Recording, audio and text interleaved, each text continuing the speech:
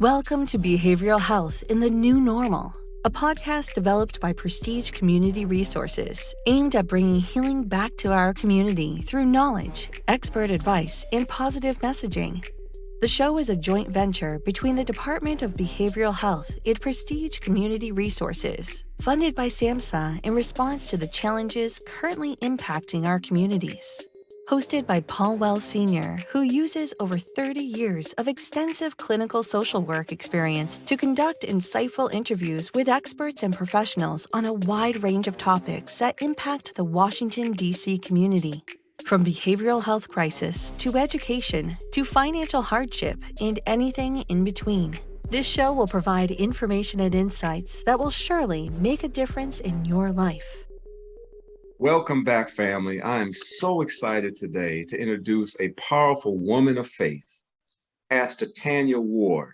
I'll tell you more about her in a moment, but she's here to give us information and to share information regarding food insecurities that have resulted as a result of the COVID-19 pandemic. We know this is our experience, we're living in it, and it's had tremendous impact on the community and people of faith, of course. And, we've been addressing various topics, emotional health, the impact that has had. Our previous podcast focused on housing and the dilemmas around housing security. Today, we're going to be talking about methods and strategies and ideas as we combat food insecurities. I want to remind the audience that Prestige is offering these podcasts as a collaboration with the Department of Behavioral Health in Washington, D.C. and SAMHSA, federal government SAMHSA. So we're excited that there's been interest and committed to sharing stories and providing information during this very delicate time that we're facing in the nation. But without further ado, I do want to make sure we get to know Pastor Tanya Ward, pastor, a woman of faith, spiritual leader. So Pastor Ward, welcome to the show. We're so honored to have you. How are you today? I'm doing great. Thank you for having me. I appreciate the opportunity. Yes, we know that Prestige is a behavioral health clinic. We service the mental health needs here in the DMV area. And one thing we recognize, Pastor, is there's certain stability factors that if unmet, we will have a very difficult time addressing mental health. If my housing ain't right and I'm homeless, it's hard for me to be happy about that. And this is a critical stability factor and need that we have. Food, we have to be able to have the nourishment and supply our bodies. And so we recognize nationally that the pandemic has impacted many households and families and children to the point where food is a scarcity and they may not have direct and immediate access to food. So we're going to follow your lead and you're going to guide us through the experience, which you've encountered, how you've responded to it as a church, as a leader in the faith. But before we get to strategies, ideas, and applications, can you share a little bit about you? And I know you're a humble servant, but I would like you to share a little bit about maybe how you grew up, how did you get into ministry, and how and why did your ministry embrace this food service food bank service? Can you tell us, Pastor, a little bit about yourself, please? I am the pastor of Victory Temple. I am also a mother of 2 children. I'm married. I have 9 grandchildren and 1 great-grand. I have been doing pantry for the past 29 years. We have set sites in the area that we are, in the community that we are working, and I've been operating the pantry for years, and I had to figure out different strategies to be able to maintain. Now that the pandemic has hit, yes, it has impacted so many thousands of families in need for food. If you don't have food, most people, even with mental health, it's different. I would say I'm really healthy, but if I don't have food, Yeah, it changes my attitude. It changes my absolutely. outlook. And so everybody has been affected by the COVID that has hit, and it has impacted jobs. It has impacted where people live, how they're going to get food. There are so many things that have been shut down. That's And right. so it's been difficult. That's right. You're absolutely right. And that we definitely agree in that experience and that interpretation of things. So let's go back a little bit to your background and can you share with us, obviously as a pastor, as a minister, there was a calling on your life and a tug at your heart and your spirit to help those and assist others as they are challenged with, with life dilemmas. Where did your calling and where, how did you get into ministry? I guess is what I'm asking. I am fourth generation Kojic. I have my parents. Okay, my parents brought us to church.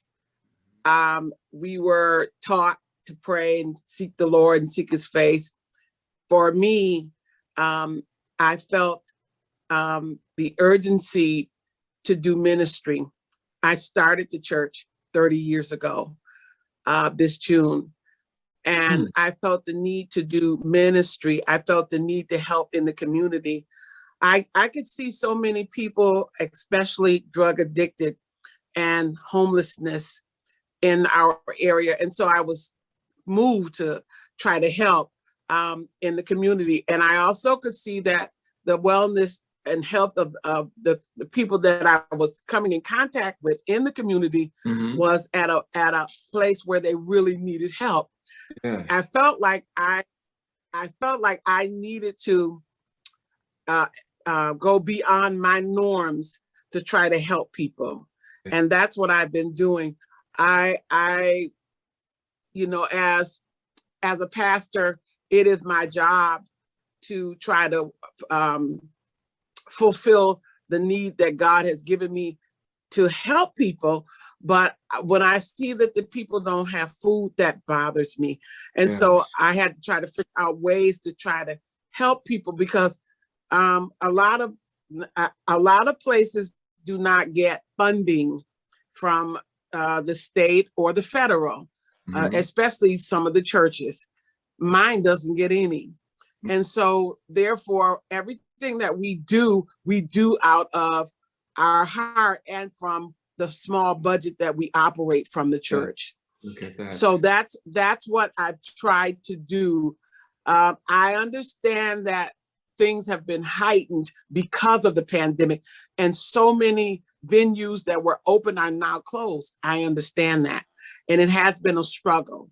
It is a struggle for us to be able to try to meet the needs of the people, that we service in the community. Yes. Your sensitivity specific to persons not having food. Have you ever discovered or wondered why that's something that really bothers you and you really have an interest in ensuring that people have adequate food intake? There's so many nuances to life. Why the food piece? What's that about? For me, I've always been a sharer. And so I've always had passion for people. I've always wanted to be able to help people share whatever I had with the other people, because I felt like if God had given me some, and my mother always taught us that share what you have with other people. Right. You might only have a little bit, but just share. They may not have any because we don't know how they're living in their houses. Especially as me as the pastor, people come to church all the time. I don't know what their circumstances are when they leave church. Right. And a lot of them will not be transparent enough for you to know. You just have to be able to perceive that there's a need there. That's right. Like you do when you perceive that there's a spiritual need. When you perceive that there's a spiritual need, then you attack it. And then you try to attach yourself so that you can help them so that they won't have lack. And so that's the way it has been for me. I've had, that's my passion, is to help people. do whatever I can do to help them to get up on their feet, to be something, to have something. That's been, I'm driven. Yes. Well, I feel your calling and your passion. And I definitely want to isolate this discussion even further to the church's role specifically in assisting those who have whatever disadvantage or dilemma that they present with. I have to share something with you, Pastor. I'm a pastor's kid. I'm a PK. Grew up in the church. And I recall I grew up in the AME church, and my mother actually ran a food pantry out of the church. But one thing, as you were talking, it reminded me of how some of the church folks didn't always embrace the need for service, the need to give to the community, because some of the profiles that the clients come with, they come in with addiction, they might come in with poor mental health, they may not have the sophistication that some of the other members. And I remember some of them church folks having reactions when the folks would even come in to secure the food and the other entitlements that were there. So, question for you: how has your congregation embraced your vision and your calling around serving the community? 100%. 100%. Look at that. 100%. 100%. I have volunteers from the church. They're there. They're on site. They especially since the pandemic hit, when the pandemic hit, and we have to be 6 feet apart, and we have to have at our facility, when we service the people the workers have gloves on. We have on the attire, the plastic visors. We have those on. We have on plastic. We have on the blue plastic coverall, so that we're covered as if you went to the hospital, and they have you with all this stuff on. That's what we have on, because we're servicing the people. We don't know what they have when they come, but we're mindful of the fact that these people have a need. It's our responsibility to help them. Absolutely. It doesn't matter how they come. If they come with addictions, if they come with mental health, and we have it all. They all come through. And I I have always taught this. I believe in integrity. Yes. Treat people the way you want to be treated. Come on now. Mm-hmm. I used to have to go to a pantry before, a long time ago in my life, when my children were young and I was not working. I had to go to a pantry. Mm-hmm. And I always said, if I ever had the opportunity to give back to the community, I'm going to show them how to be good stewards of what the Lord has given you. You cannot act like it belongs to you. It's what the Lord has given you to give to the people. And so the things that he's given me to give to the people, I give it to them. I have no holds bars. Whatever we give out. And I mean, we give out. So and we here recently, we have come to a place where we haven't had enough to give out, because we have an overflow of people that are in need. And people are coming from everywhere, losing their jobs, losing their houses, losing their stamps, their food stamps, losing their vouchers. All of these people, they even have come to us asking for gas. Can you help us get gas? Yeah, absolutely. Can you help us keep our lights on? Can you help us keep our heat on? So we've had all types of people to come through to the pantry that have needs, and we've been there to try to help as much as we possibly can. Pastor Ward, you said it's the church's responsibility to serve. And I respect that. And you said not only serve, but serve with integrity, serve with dignity, serve with respect. Now I understand why you have a special interest and a special gift in the area of service delivery and healing and providing resources, because you've had some experience. You've been on the other side of the table. And if you've ever been in a vulnerable posture, you know how much a respectful comment and gesture means. It's invaluable. I gotta go back to my church days growing up, and as a young little boy, I knew off the top my calling was to work with those that other people would have strong reactions to. I knew I was going to work with those who were chronically mentally ill. And as you were talking, you reminded me of a gentleman, and I might be 7 or 8. I remember this vividly. There was a guy in the neighborhood, and his name, coincidentally, was Moses. But he was just the neighborhood alcoholic. And he would attend the food bank every Saturday and come to food, but he would also, on the dime, every Sunday, it must have been like 12 o'clock, he would walk in the church exactly at 12 o'clock. He would sit in the last row, closest to the door, and he wouldn't be appropriately dressed. He would smell of alcohol. And because of his mental illness, sometimes he would use a little profanity while sitting there listening to the word. He would only come in and stay maybe 10 minutes and he would leave. He was disorganized in his thinking. I can vividly remember his presentation, but I also can vividly remember the reaction of the congregation. They were uncomfortable. In fact, some of the members went to my dad and said, should we be letting him come in on Sundays like that? That's all is welcome in here. All right.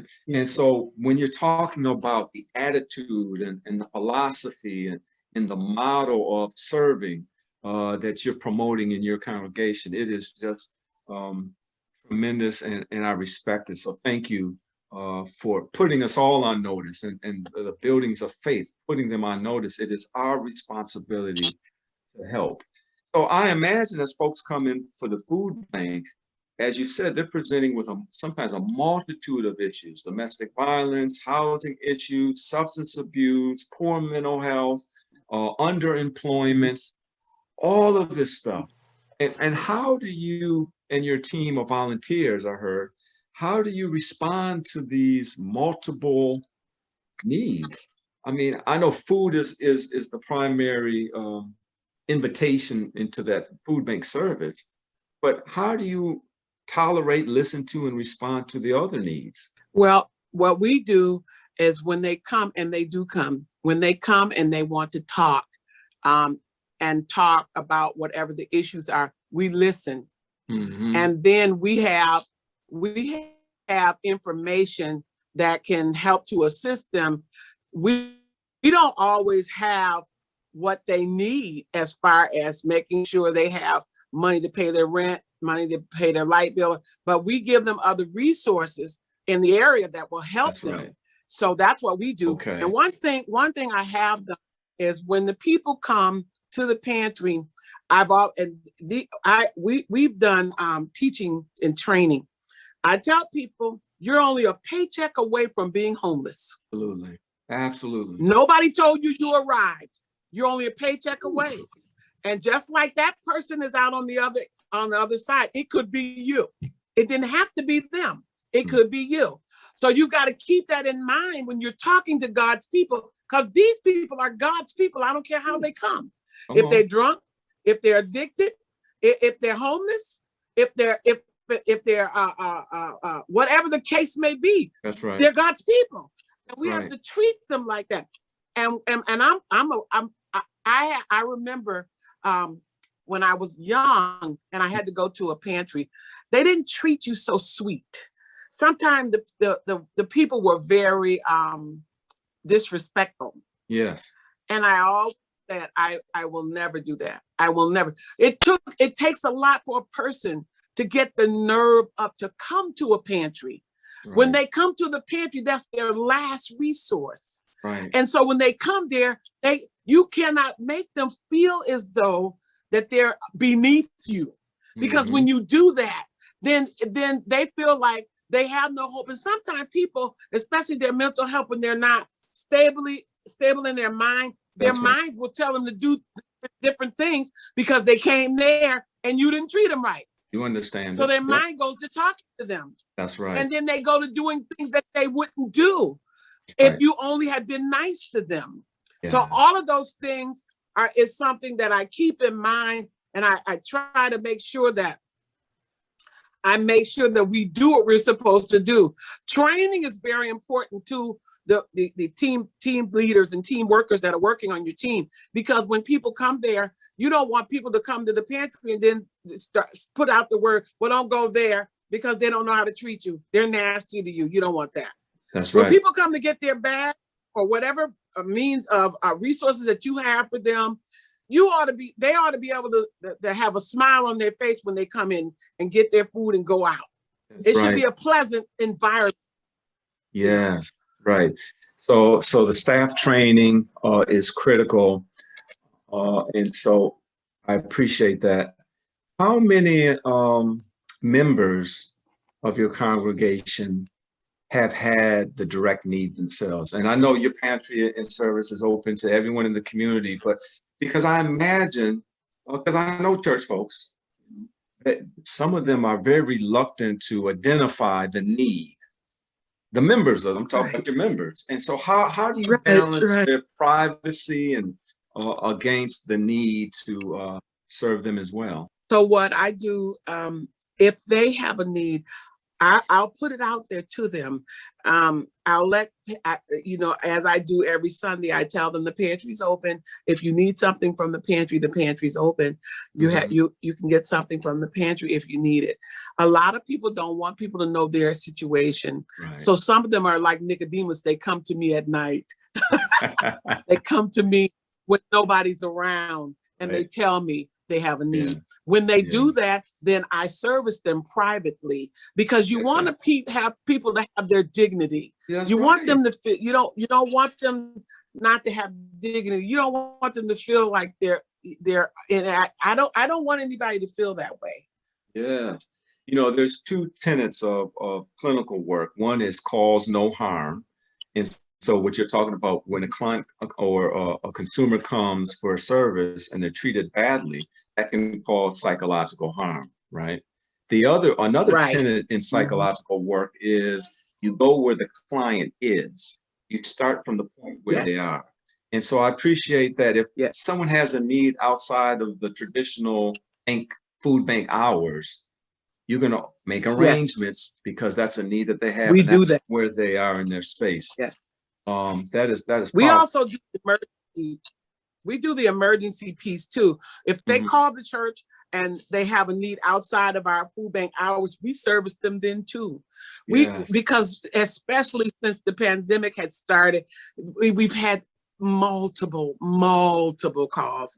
And you know what? I'm just grateful to God, because the team that God has given us, when I tell them we have to go and we have to service 5 or 6 families immediately, they immediately meet me at the church. We get things going and boom, we got it done.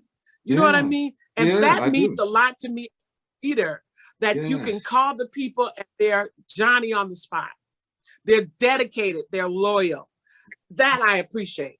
Yeah. Pastor, one of the aspects of my clinical practice is I do a lot of trainings to area churches, and sometimes they invite me as a speaker to talk about mental illness and substance abuse. And not too long ago, at the request of a pastor here in Maryland, who pastors a very large church, he lost his son to a tragic accident. And of course, the pastor was grieving and going through his process. In fact, that's how I was introduced to him. And he decided to invite and do a monthly series of 4-part series on grieving and loss. And he had other pastors come in each Sunday. 3 other pastors came in and spoke directly from their experience of losing someone to tragedy. And they, of course, reference scripture. And so I was the last speaker, not the pastor, but the pulpit.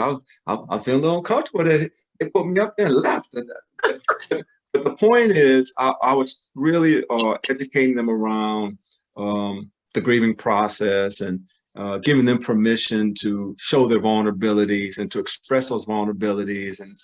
And we were talking about mental illness, but there was a part in my presentation where I asked the congregation to acknowledge publicly if they had any experience with mental illness. Most of the hands went up. Then I drilled down even more and said, someone in your family have mental illness. A lot of hands went up.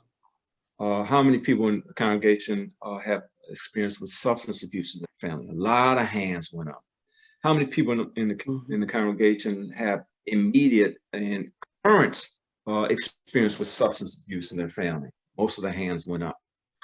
And the pastor was just amazed, because if I hadn't prompted the congregation to engage in that level, he wouldn't even known it, because they're not coming to him, right?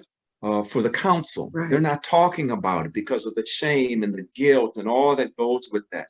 So you're right. When people come in with this level of need, there is some embarrassment and shame and guilt and not very pleasant emotional states that come with them, that accompany them when they receive that.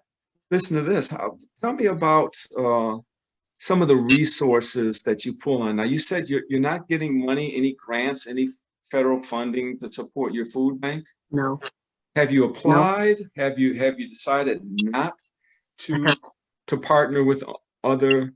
I have not tried to get any grants or any federal funding. I have not.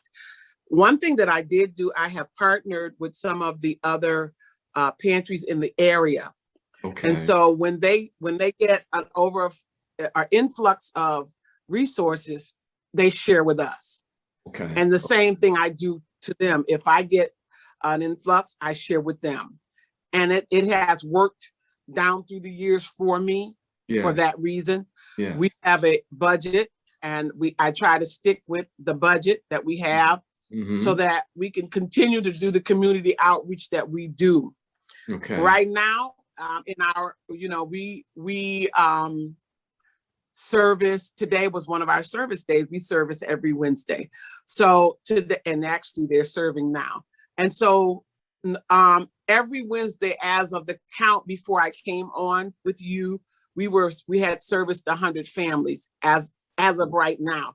Now I'm not there because I had to leave, but as of right now, serviced that many people. And so I try to do what we can. I can't tell you we always have always nutritious food. I can't tell you that, but we always have something to give them.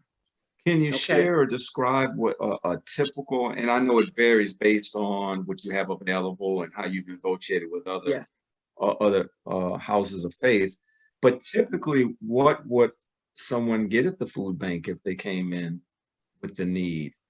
If they came to our pantry with a need, like today, this today alone. Please. Today we gave out whole chickens, we gave out steaks, we gave out pork chops, we gave out cheese, we gave out eggs, cabbage, white potatoes, onions, we gave out cantaloupe, honeydew melons, we gave out lettuce, cucumbers, we gave out rice, we gave out plantains.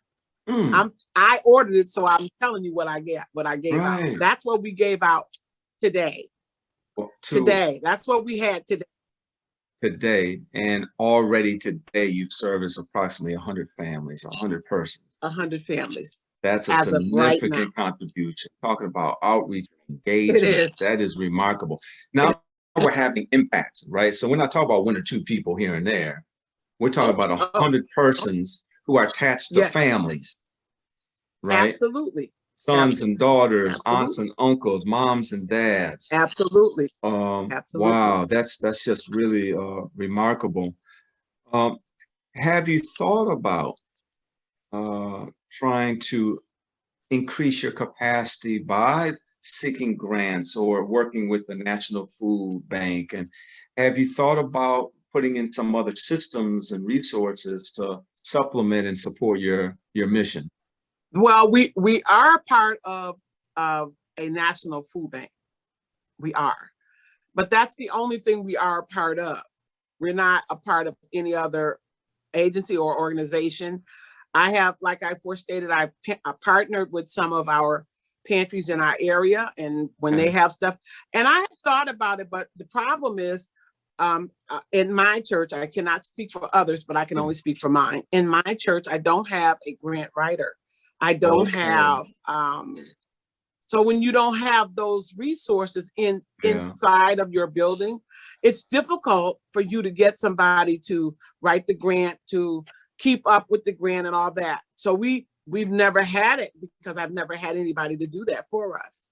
So there's the grant writer, and there's the person that has to manage and administer the grant, and then report back the data to the source of, And there's, so we're going to pray after this that God sends a grant writer to expand and give you more territory for the service. Now, let me ask you this question. What's been your experience, and what's your assessment around how many people you're greeting today are suffering with some mental illness, maybe related to the pandemic or maybe unrelated, maybe that it preceded the pandemic? But of the folks who are coming in specifically to the food bank, what percentage do you think are challenged with some level or form of mental distress?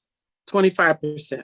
And would you consider that a high percentage? I would consider that a high percentage. I would as well, yeah. And that's obvious 25. To you. I would imagine that 25% you're aware of because they've either demonstrated or disclosed it. Absolutely. But within that remaining 75%, it may be prevalent, but they're able to hold it together maybe long enough and or they're not talking about it. Yeah. Right. They're not talking. They're not displaying anything. The 25% is displaying actions to let you know that there is an issue. You can see it. It's all over. Yes, right. Absolutely. What's the church's responsibility? Boy, you're taking me in a slightly different direction, but I have to go here. What's the church's responsibility when it's time to address mental health? Does the church have a role in what does faith and belief play into mental health? I try to address it, and we also have some of our team leaders. They work with mental health, and so they address it. They talk to them. They, a lot of times. One of my main people that work with mental health, actually, she's over one of the mental health facilities. She volunteers on Wednesday, and she'll ask them, "Did you take your medicine? Or do you have medicine? Or have you talked to someone?" She engages with them, talks to them, and once she does that, they seem to calm down. They seem to calm down. So that for us, that's been working for us because she's there, and some of the others that work with the mental health, they know how to handle if a situation arises, if they need help or whatever. That's what we've been doing. Yeah, I know as the spiritual leader, you equipped your staff, your team on how to address and engage in spiritual warfare and how to Absolutely. But we also know there's some practical things that also sometimes have to accompany the deliverance and management of mental illness. And some churches have a tough time making those kinds of recommendations. Take your meds. Did you see your doctor? Did you attend your day program today? Did you notice you're a little more paranoid today? And so they definitely are focused on prayer but the more practical things, they kind of don't highlight or sometimes even ignore. And let me disclose again, because you're making me think back. So my oldest brother was one of the best church organists you can find. And he was playing in the church at age 14. Oh boy, that instrument, boy, was his gift, his calling. And my father relied on him a long time to be over the ministry, the music ministry. But and let me describe him to you, the most talented, educated, bright, handsome, athletic. Oh man, my brother had all the gifts that anyone could want to navigate and master life. He had them all. Everyone loved him. Just wanted to be around him. But I remember around age 18, 19, things started changing for him. And in fact, he developed severe mental illness. Mental illness, hearing voices, becoming paranoid, substance abuse, anger management issues, really just broke my heart as a brother. But what I recognized is my father, the pastor, didn't know what to do. In fact, he kept it kind of on the, right? He didn't address it from the pulpit. He didn't address it practically. He just wasn't equipped. And that's, I can imagine as a parent, we all would struggle with our child being compromised by mental illness. But that really stood out to me how, as a result, my brother had to suffer because the treatment wasn't offered. No one encouraged it. No one promoted it. No one, like you said, identified a resource. They just prayed and kept it moving, prayed and kept it moving. And so what are your thoughts on that? You know, a lot of people are not, can I say it like this? No disrespect. No. A lot of times the older generation did not get the teaching and training, and they were more so only into divine healing, divine deliverance. But God put the doctors there to help as well as divine healing. And so when we see, like for me, at Victory Temple, when I see different signs, I know, because you got to watch the signs. When they're bipolar, when they haven't taken their medicine, they're off. Their behavior is off. Their attitude is off.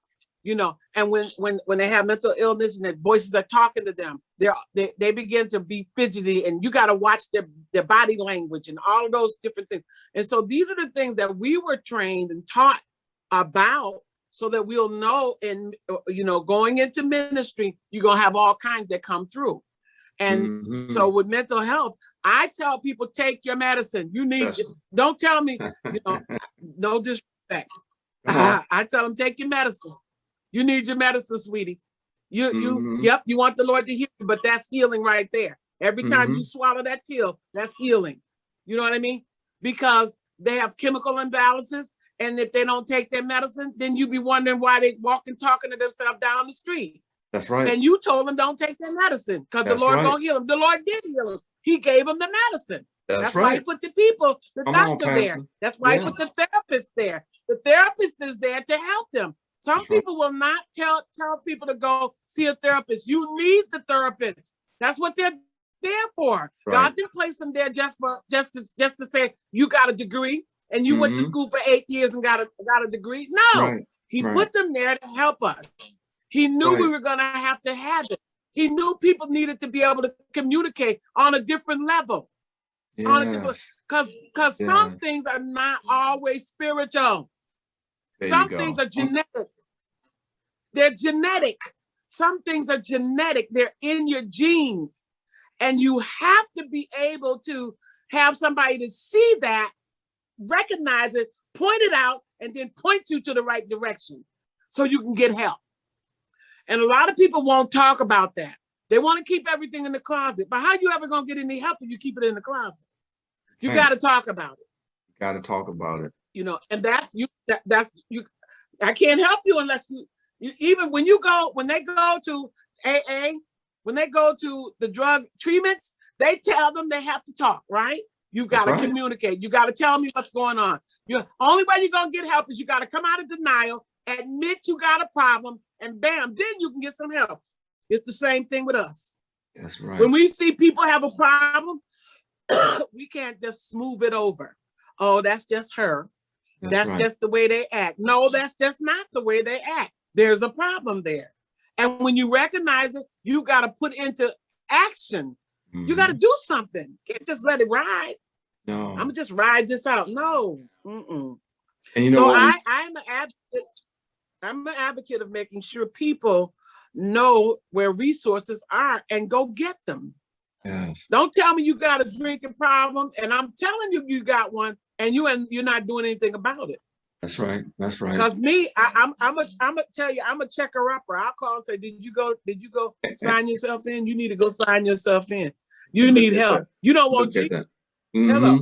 You know what I'm saying? You don't want Jesus, so go get the help. Stop playing. You know, I'm sorry. Yeah. No. I'm telling you, I'm already told them to clear out this therapy office for you because I need you to occupy it and provide some services over here. You're right. You're right on the money. And I wish other faith leaders would embrace and adapt the mindset that you have, that God works through systems. God works through people. God works through science. And he's approved it and anointed it and made it available for the healing. And so there should be no restrictions or barriers or hesitation to access qualified services to help stabilize your mind, stabilize your health, stabilize your spirit. In recovery, we talk a lot about the three domains: your spiritual health, your emotional health, and your physical health. And the literature is real clear. You have to hit all three bullseye in order to get a good outcome, not one or two of them. You got to hit all three, right? So we can stay in church all Sunday, every Wednesday, every Friday, early service on Saturday. But if we're not focusing on our medical health, our physical health, and our emotional health, our recovery and our attempts to secure peace in our life will be incomplete. Yes. You know, people present with multiple issues. I'm sure that when people come to the food bank, it's not just one thing. There's multiple things trailing in with them. And we need to be able to identify, tag it, and refer it appropriately. We know the church is designed to provide all the services, but I think as a resource vehicle, we should be prepared to identify, assess, and refer at a minimum. Yeah. Absolutely. People, social workers are mandated reporters, right? When they see something that's out of order, they're mandated reporters. That's and right. We have to do the same thing. We have to, when we see something that's out of order, we have to be, and can I say this to you? No disrespect. We have to be woman or man up to stand up and not be a scaredy cat and deal with the issue. And when we refer them, then call somebody and check it up. You know what I'm saying? Make sure they get the resources they need, because sometimes you can refer them, but they won't do anything about it. Sometimes people need you to just give that extra push. Look at that. Sometimes they don't. Sometimes they're not there. They're not strong enough just to do it themselves. So when you're behind them, pushing them, they'll get something done. Pastor Ward, I appreciate, with no disrespect, you definitely are. You're not a punk. You're in your boldness. You're not a punk, and you can't be timid to do this work, right? You can't be timid. We have to be able to tolerate all of the expressions that potentially we are greeted with. You got to be able to be strong enough to wrestle and engage and redirect and reduce and reject some of the profane and some of the pathology that you're faced with on a regular basis in your role in ministry. And so I appreciate your courage and your directness and your boldness. God has put you right where, you right in position. We only have a couple minutes left. Could you specifically describe to us what's different pre-pandemic around food banks delivery service and now that we're in the pandemic? Is there like one or two things that are dramatically different in terms of the experience for you and your church? Well, before the pandemic, you could make an appointment and go down to the food bank and you could pick through different things and get what you wanted. But since the pandemic, you cannot even go in the building. And so everything that we get, we have to go online and order it. It comes prepackaged to us. So since the pandemic, everything has really heightened as far as security. Food security has heightened. Also, since the pandemic, with even getting donations. Before we used to get a lot of donations from different vendors, but now because of the pandemic, and they don't want any lawsuits, you know, they're distant as far as giving like they were, because they don't want it to come back on them. If they give you something and then somebody said, well, I got it from your pantry. And I said, well, it came from SureSafe. I'll just use SureSafe. It came from SureSafe. And then SureSafe said, well, I gave it to them and they're liable for it. We're not liable. People don't want to be liable for things these days. So that's another issue. That's another piece of the puzzle. Very, very, very That's another interesting. piece of the puzzle. Another piece of the puzzle is we have to make sure everything is sanitized.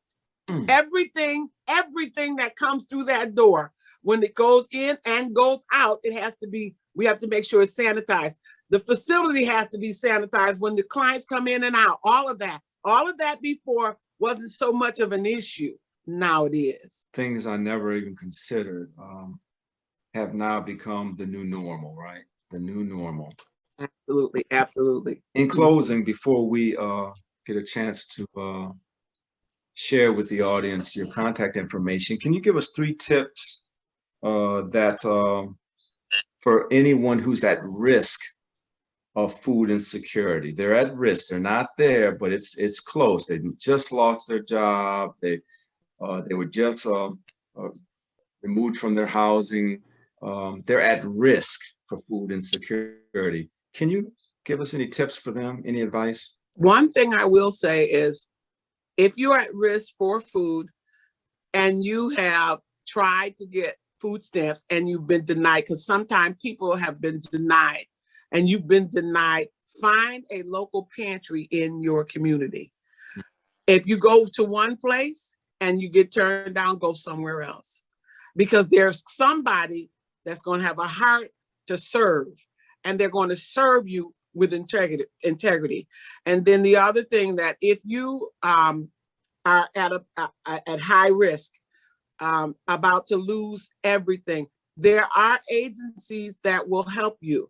You can go online and look online, and there are agencies online that will help to assist you with your food, with your shelter, with clothing, with resources, with your electric bill, all of that. They have whatever you're in your area. I can't say all of the community areas, but a lot of it is in the community and it's online. Yeah. And so that's another resource. Okay. And then another resource would be, you can go to the church. You can find a church, and so a lot of churches do have pantries in their churches. They will help. That's right. They will. Pastor Tanya Ward, we've appreciated this time with you. You've been a blessing to me, and I'm sure to our audience of listeners.